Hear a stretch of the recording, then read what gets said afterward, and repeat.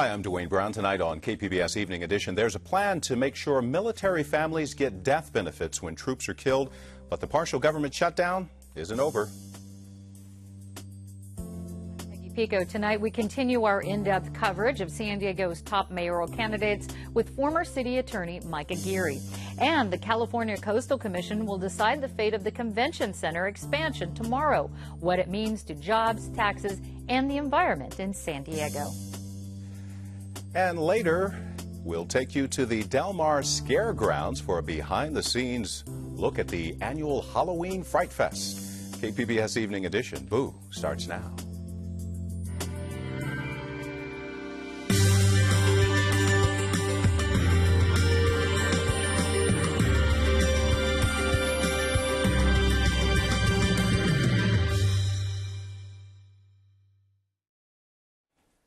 Hi, good evening. Thanks for joining us. The shutdown clock keeps ticking while the countdown to a government default gets closer to zero. There's been a lot of rhetoric from both sides and emerging signs tonight of a possible truce. We have the latest from Jerry Bodlander of the Associated Press. Defense Secretary Hagel watched as the flag-draped coffins of 4 U.S. service members killed in Afghanistan arrived home at Dover Air Force Base. The families of those service members didn't get the usual financial help to attend. Pentagon lawyers ruled the $100,000 death benefit wasn't covered by a bill to pay service members during the government shutdown. I want to say from the bottom of my heart, I apologize for the shameful act of the administration's lawyers. Outraged House members unanimously passed a bill to fix the problem. How dare we not provide these grieving families with the necessary support in their time of need? Meanwhile, the head of the Veterans Administration warned that if the shutdown lasts until the end of the month, millions of veterans and their family members won't get their benefits. On 1 November, I will not be able to pay all these beneficiaries who are expecting those checks. Senate Democrats rallied on the steps of the Capitol, reiterating they're willing to sit down and talk with House Republicans. Open the government, pay our bills. We are happy to negotiate on anything. On the other side of the Capitol, the Speaker was again demanding changes to the health care law and noted the rocky first week for signing up for it. How can we tax people for not buying a product from a website that doesn't work? With the shutdown in its 9th day and a possible default looming, neither side outwardly is ready to compromise. But there have been signals both may be willing to agree to a short-term solution as the president prepares for another round of talks with members of Congress. Jerry Bodlander, Associated Press, Capitol Hill.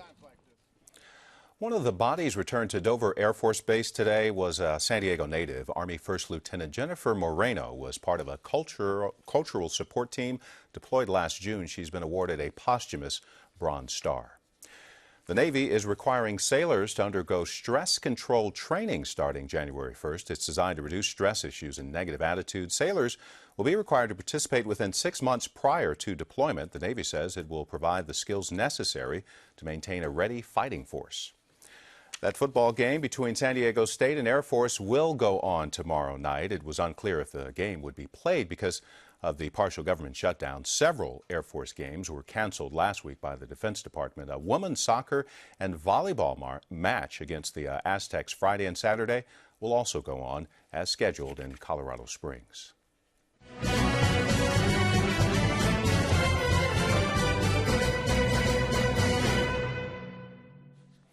Peggy Pico continues our series of interviews with San Diego's top mayoral candidates. Tonight, she's talking to former city attorney Mike Aguirre. Of the 10 candidates running for mayor, 4 have above 10% voter support, according to a recent poll by our media partner 10 News, including my guest, former San Diego City Attorney Mike Aguirre, who is now an attorney in private practice. Welcome. Thank you. Now, Mike, why do you want to be mayor? I want to be mayor because I want the people of San Diego to have the government that they deserve. I want to help rebuild our neighborhoods. I want to make sure everyone has a chance to participate. And I want to advocate for the people of San Diego to get their electricity prices down, their water rates down, and to try to do something about the cost of living that they have to endure. If elected mayor, what would your top 3 policy procedures be? Well, number one, I want to see us get a secure water supply. You know, we are living under a sword of Damocles right now with a very thin thread connecting us to the Colorado River Basin, and that water is ever so slowly disappearing and contracting. And we need to have I think the San Diego Water Project, I'm very much supportive of water security, and that's going to be important. I also want to get the electricity rates down. I want to see us get direct access for the city of San Diego so we can buy through less expensive sources, and also the community choice aggregation so that we can help the people of San Diego find ways to buy cheaper electricity. I would like to see a solar roof, or solar panels on every roof, and a electric car in every driveway. Okay. Now, you have not received any major endorsements, and you've capped your individual donations in your campaign to $250. It begs the question, how do you intend to win this election without that money or backing from influential groups? Well, as I always tell everybody, you know, the endorsements should go to Kevin and to David and to Nathan, but the vote should go to me. And endorsements are one thing, but voting is another. And I think that as people start to see the differences between myself, the fact that I'm basically talking about real issues in the sense that we have an $8 billion pension debt, $275 million a year. We have to look at the reality that we can't afford to spend all the money that we want to. Economics is about choice between alternatives, and there's opportunity costs. And I want to present those true, our true status to the public so they can make informed decision and have a mayor that will help them understand the problems and work our way through the difficult problems rather than paper over them. The Coastal Commission is voting on the convention center tomorrow. Now, the commission staff recommended against the plan. Do you support the convention center plan as is? Well, if it were me, I would have put it through a whole different kind of analysis. I don't think that the case was made that it's going to help our tourism industry. I think that the analysis that was done was the old school. I'd like to see us use the modern techniques that have been developed by the World Bank to score projects to make sure that we're getting the biggest bang for the dollar for all of San Diegans. And I think that, however, if the vote is determined to be constitutional, I will not do anything to try to stop the convention center from going forward. Well, Mayor Filner was, you know, he made homeless issues a top priority. Would you support year-round funding for the downtown homeless tent? I would. I think we have to go further than that. I would like to see us employ caseworkers to work on a caseload of the homeless so that we can get them properly cataloged and understand the makeup of our homeless population so that we can be more effective in delivering services, and so also so that those that are truly dangerous and threats to our community can be committed, and those that are just in need of help to get back into the economy, that we can focus our attention on them as well. Now, you have a reputation for being combative. No, and during the, no. You do. Oh, and during the last election, you were compared to Bob Filner. How do you think your aggressive style could impact your ability to be mayor? Well, or do you think it will? Well, you know, the thing is, most people I don't think really know, and I said this just a moment ago, how really lovable I am and can be, you know, and as I said, my dog knows and the people that know me well, but you know, when I came into office, I had 3 council members that were under indictment for bribery. I had most of the council members under investigation for fraud. The city was found to have engaged in the largest municipal fraud in American history. The mayor resigned, is found to be one of the 3 worst mayors in the country. The city manager resigned, the entire financial staff resigned, and I was there having to basically hold the fort down from a citywide perspective. So times have changed dramatically, and as a combatant, as a lawyer using the tools of law, that's one thing. But mayor, you have to use the tools of persuasion. You know, I was, as I said, I mentioned earlier, I was the student body vice president of my college, the student body vice president at UC Berkeley, ASUC co-president.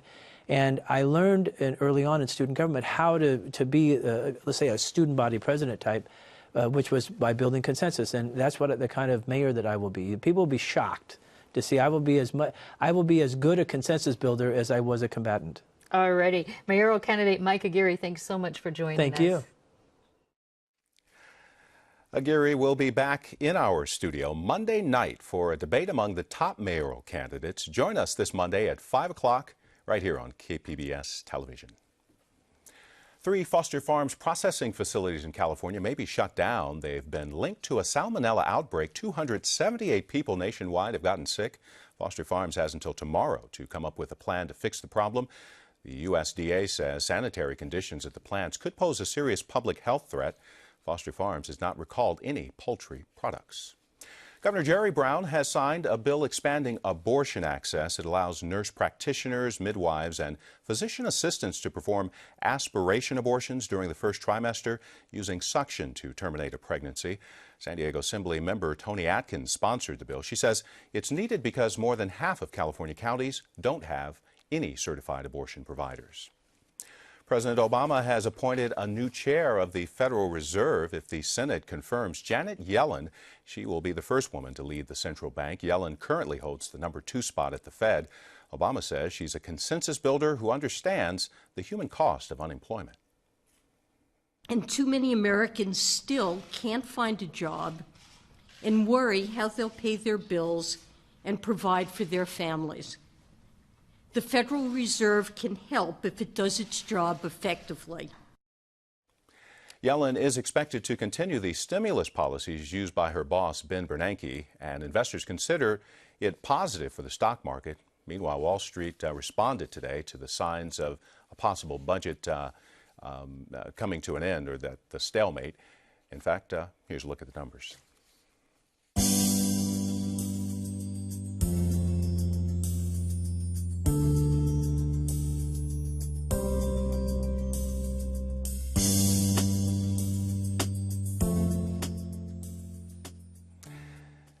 This is one of those faces only a mother could love. It's one of 4 endangered Tasmanian devils who've just moved into the San Diego Zoo. It's the only zoo in the country to have these animals. Tasmanian devils are endangered by a disease. The zoo is now part of a program to save them. The animals are just settling into their new home and will be on public display in about 2 weeks. Well, if you want to take friends or family to the zoo, SeaWorld, or museums in Balboa Park, special discounts are being offered this month at more than 100 attractions around San Diego. That's because October is usually a slower month for tourism.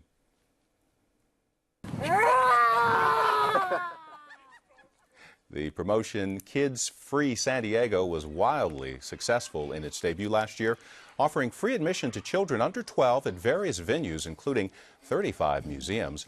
Family discounts are also available at many hotels and restaurants. Tourism is the second or third largest industry in San Diego, and Interim Mayor Todd Gloria wants it to grow by expanding the downtown convention center. This will give us the largest contiguous exhibit space on the entire west coast of North America and provide San Diegans, locals, with a 5-acre rooftop park that it will provide spectacular views of San Diego Bay and the Pacific Ocean, all for free all year round. The California Coastal Commission must approve the plan to expand the convention center. The group is meeting here in San Diego this week and plan to vote on the expansion plan tomorrow. Well, you just heard from one of the supporters of the expansion. It has opponents too. Peggy Pico has a look at both sides of the expansion issue. Despite city leaders supporting the convention center expansion, critics say taxpayers could end up picking up extra cost. Here with a closer look at the expansion plan and how it will be financed is Stephen Johnson with the San Diego Convention Center and Corey Briggs, attorney for the Navy Broadway Complex Coalition. Welcome. Thank you. Stephen, you've been working on this effort to expand the convention center since 2006. How do you see the expansion benefiting San Diego? Well, the Convention Center currently has generated over $400 million to city taxpayers to pay for public parks, fire, police protection, etc. And 12,500 jobs are directly tied to events that are held in the building. The expansion will add 7,000 new permanent jobs, and an additional $13 million will go into city tax revenues to help pay for those services. All right, and Corey, the Navy Broadway Complex Coalition wants the Coastal Commission, which is voting tomorrow on this, to deny the project. How come? Well, the public access issues can't be solved. The last expansion did so much damage to the public's access to the waterfront. It hasn't been rectified. The current proposal will make it even worse, and there's no plan to adequately mitigate for those impacts, so they have to deny it. And Stephen, your response to that? I think the staff report that came out yesterday showed that 10 of the 11 issues that the staff raised about access have been resolved. The commission staff? Yeah, the commission staff. Mm-hmm. And the one remaining issue is they want to build a bridge over 4th at Harbor, and we don't have $43 million to do that. And Corey, speaking of money, the estimated cost of the expansion right now is at $520 million, but your group says the cost is more going to be like $550 million in that range. What's behind the increased price tag? It's probably even more than that. The $520 million is construction costs. It doesn't include the $13.5 million to buy the parking lot where the expansion will take place.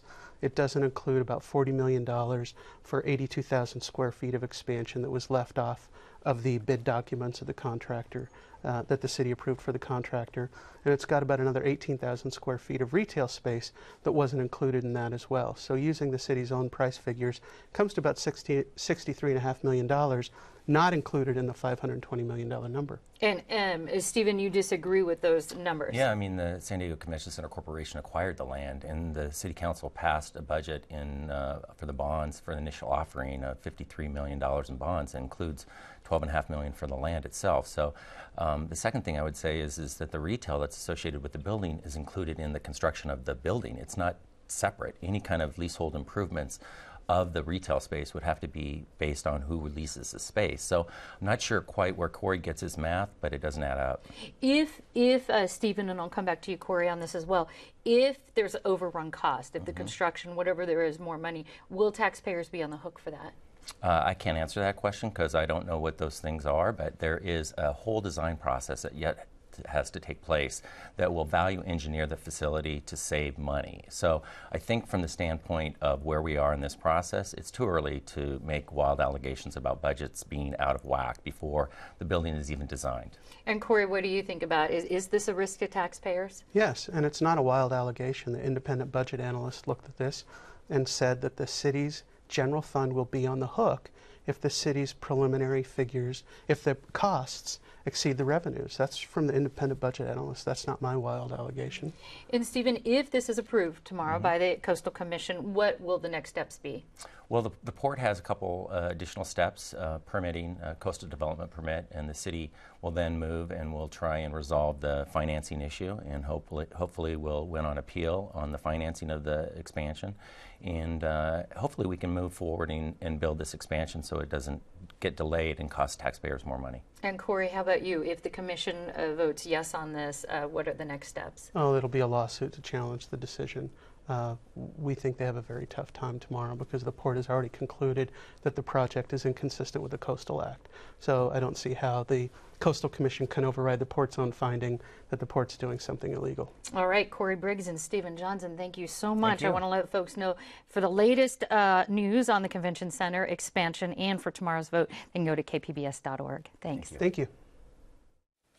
Solana Beach is facing an impasse tonight over who can use a seaside community center. The dispute could lead to a costly special election. KPBS North County Bureau Chief Allison St. John joins us from the News Center with the story. Allison, what's the beef? Why is the city so split over this? Well, Dwayne, the Fletcher Cove Community Center is in a prime location. It's got a gorgeous view out over the Cove and the Pacific Ocean, so it could become a really popular spot for public and private events. The public helped raise the $225,000 it took to renovate the building from actually an old Conservation Corps barracks.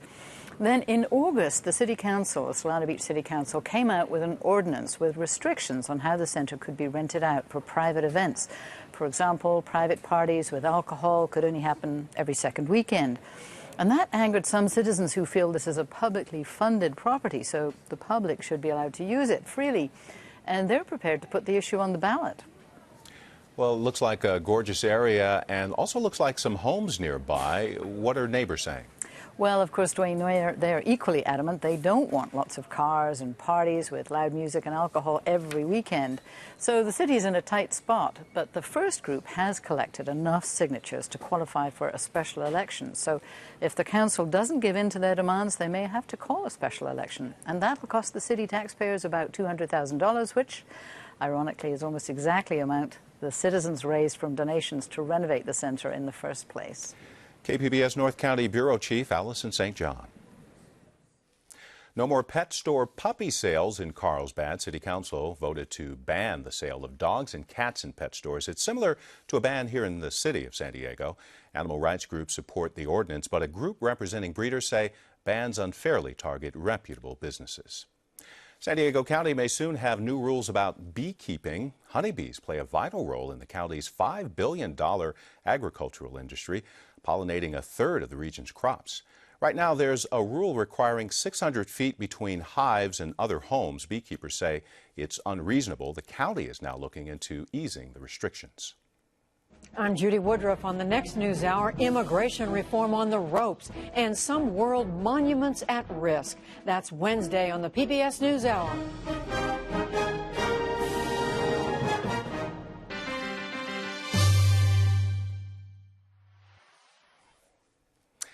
Every job requires special skills, and if you're auditioning for the House of Horror, screaming is likely to be one of them. KPBS arts reporter and horror enthusiast Beth Accomando takes us behind the scenes of the Scream Zone.